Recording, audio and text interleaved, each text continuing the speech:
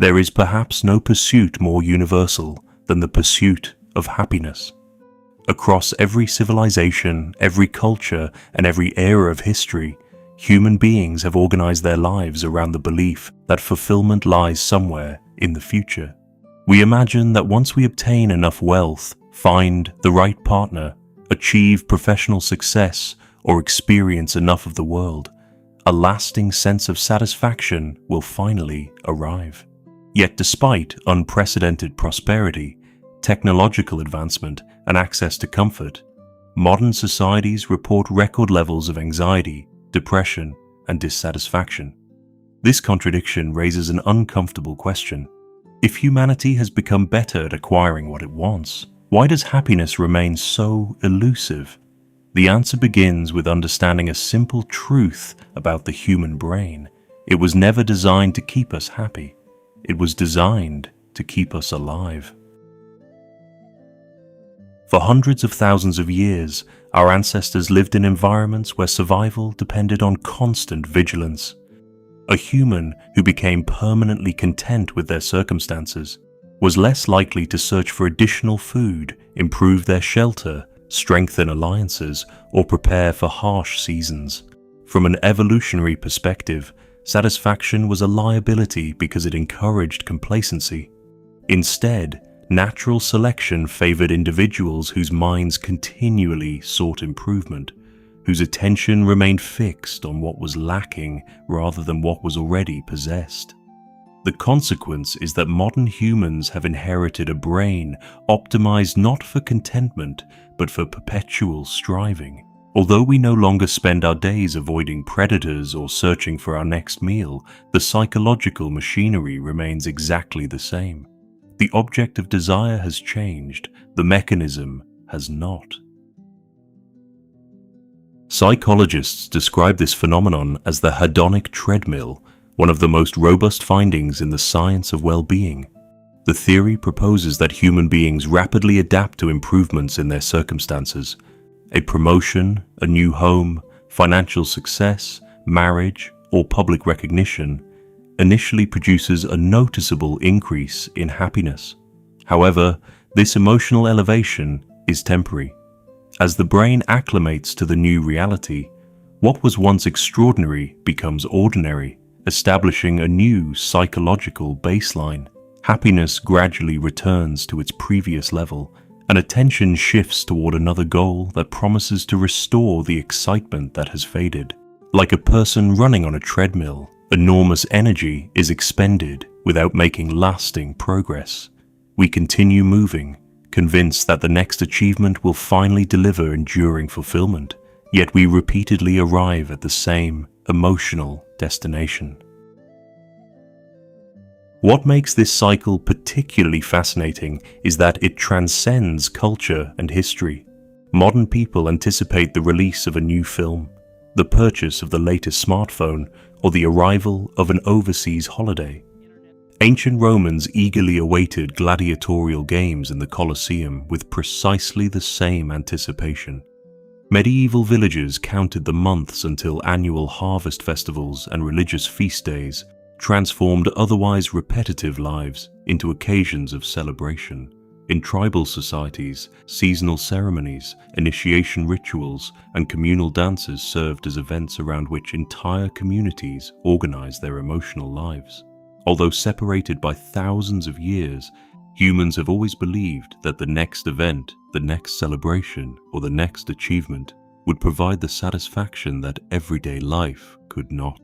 This observation was recognized long before psychology became a scientific discipline.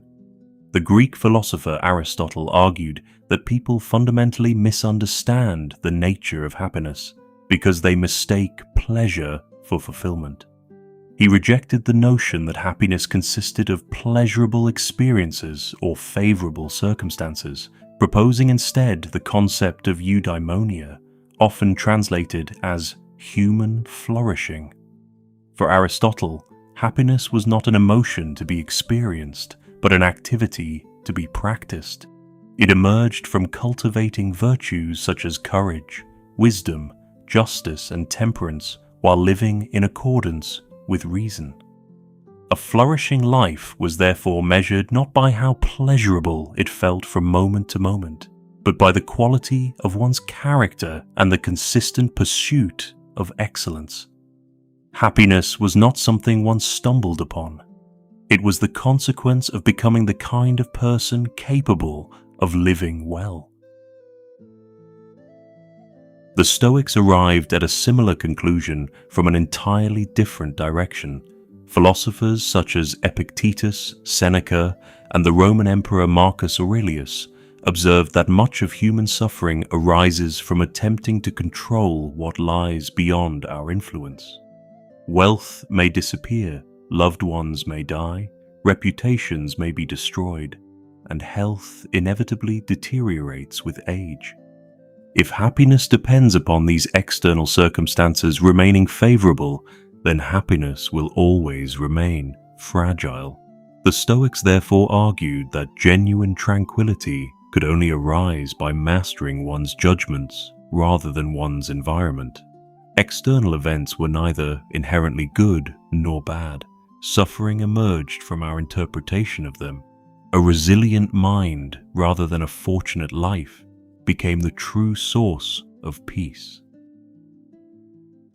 Even philosophies commonly associated with pleasure often reached surprisingly restrained conclusions.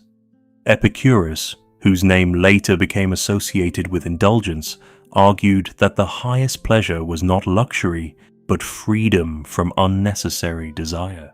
He believed that anxiety arose because people continually pursued wealth, fame, and status without recognizing that these pursuits generated more worry than satisfaction. Instead, he recommended simple living, meaningful friendships, philosophical reflection, and moderation as the foundations of ataraxia, a state of profound mental tranquility. According to Epicurus, the happiest individual was not the one who possessed the most, but the one who required the least to feel complete. This is perhaps the lesson that history, philosophy, and psychology converge upon. The human mind will never permit permanent satisfaction because permanent satisfaction would have prevented our ancestors from surviving. The endless pursuit of more is not evidence that something is wrong with you. It is evidence that your brain is functioning exactly as evolution intended. The mistake lies in believing that one more achievement will finally silence that instinct. It never will. The treadmill simply accelerates. If there is a way to step off this endless cycle, it is not by abandoning ambition, but by redefining its purpose. Instead of pursuing happiness as an end in itself, pursue meaning. Build relationships that require sacrifice. Develop skills for their own sake.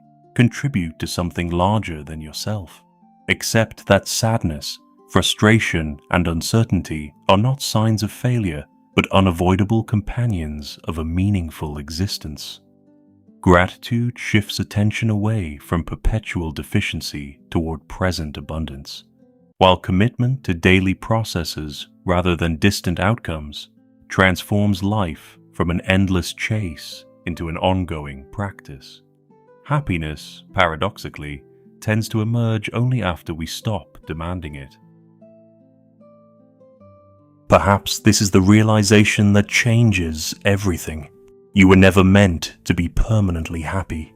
You were meant to grow, to adapt, to struggle, to love, to lose, to learn, and to create.